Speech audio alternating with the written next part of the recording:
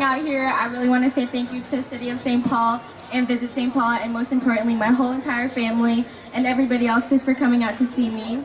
This is truly amazing. It's not like anything I ever expected, so to see all of your amazing faces here is just truly incredible.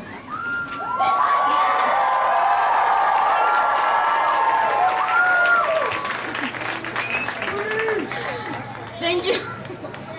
I'm gonna get emotional, but thank you so much for coming out. It truly is amazing, and it's just like, I'm so overwhelmed, and I really feel all of the love and support that all of you have given me throughout my whole entire journey, and especially now since I'm an Olympic gold medalist.